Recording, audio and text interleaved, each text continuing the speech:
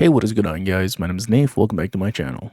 So today's video, you probably read the title already. Well, I'm going to be talking about the Logitech G604 and my transition to it from the G502. I had the wired G502. I changed to the G604. This is a Lightspeed mouse. It's basically the G502, just chonky. So really quickly, this thing comes in this box. It comes with three things on the box. First, the mouse and the dongle. Second, it comes with an extension cord, which if you look here, this giant Y piece over here is the extension. I have it plugged in. I have the dongle plugged in here, and this is plugged to my PC. So it has the extension, mouse and dongle, and a AA battery, a singular AA battery cell that is not rechargeable, which is fine. The single cell that it came with has lasted around 3 months, and the cell's not even dead yet. I just changed it because it said it was about to die, and I don't want it to die while I'm doing stuff. So in total, it's give or take 3.5 months, maybe 4. And my guess is one of the biggest features, or one of the biggest reasons why I can do that, is because there's no LEDs on it, except for the top. It's right here. And this is for the wireless mode. So if you have the mouse connected wirelessly to a laptop or to another PC, that would be the only LED, just indicating that it's connected somewhere else. With all this being said, what are some of the issues and what are some of the problems with it? Pros and cons and things I should take into consider if I want to buy this mouse. So the first thing that you guys should take into consideration is the weight. For me, I love heavy mice. The second thing you should take into consider is that it uses a battery cell. It uses a AA battery cell, and for some people, that could be a problem. For me, not an issue. The third problem is the G6 and the G5 buttons on the side. So the front one on the lower, and then the middle one and the lower side. These two buttons are very inconsistent. What I mean by this is in the software, if you want to rebind all 6 of these buttons, because there's 6 buttons on the side, if you want to rebind all of these, you technically cannot. You can only rebind 4 of them, because the front and back side mouse buttons, because there's 2 buttons, actually don't rebind to anything. You can set it, but it will always do the action of front and back.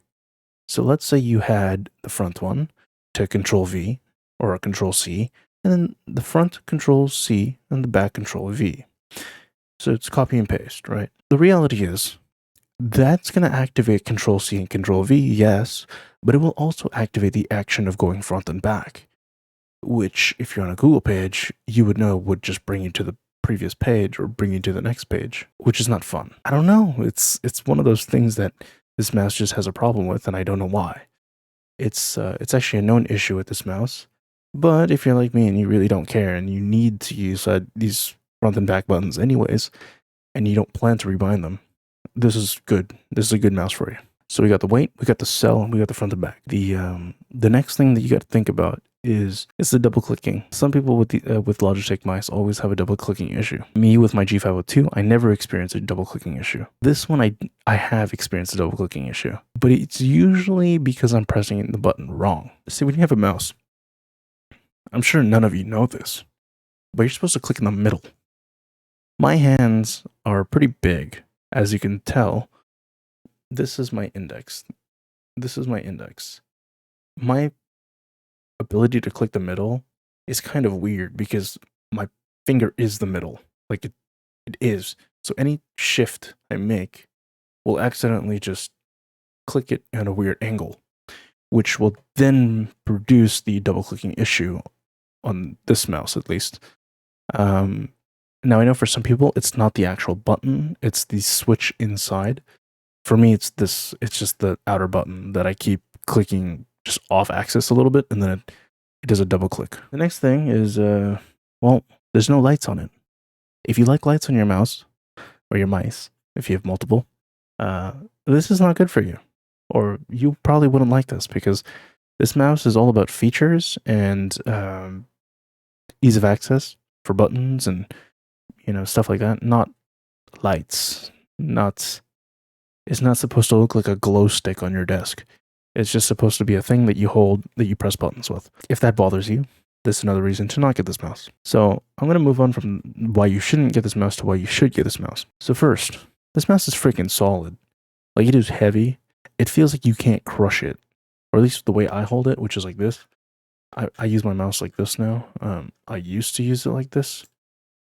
Like a quote-unquote normal person, but now I use it like this. And yeah. But if you hold your mouse like this, it is impossible to crush this mouse. Or at least it feels impossible to crush. Of course, if you have like a 300,000 pound grip, then you could probably crush it. Not probably, you will crush it. But if you don't, and you like a heavy mouse, and you like the sturdiness of a heavy mouse, this is a reason to get it. If the infinite scroll wheel is a very appealing feature from Logitech to you, that's another reason to get this mouse. Is because it has that infinite scroll wheel. See? Just keeps going. But yeah, so that's what this mouse has. Those are two things. The next thing is it's got the 25K DPI hero sensor, or Logitech's really good sensor. And honestly, to me, I don't see the difference from going from the Logitech G502, which is the one that I have is a non-hero edition, which is the Proteus, something like that. You can tell the difference with the G502s, like the older G502s versus the newer G502s, on the wired variants at least, and it's that one of them has a blue tab underneath, and the other one doesn't. I had the one with the blue tab, and that didn't have a hero sensor. The DPI, max DPI on that was 16K, I think. And this one, it's 25. All in all, this mouse is a really good mouse. If you like heavy mice, if you like sturdy mice, if you like ergonomic mice, and you like mice with a lot of buttons and an infinite scroll wheel, this is what you get. Unless you want to get a gaming mouse like the G502 and have less buttons, more lights, and no battery cell. And you can do your wireless charging instead. This mouse you can't do wireless charging. So that's another thing to keep in mind about, because it's the battery cell. But other than that, I had nothing else to say. Thank you guys so much for watching. My name is Nave, and I'll catch you guys in the next one. Peace out.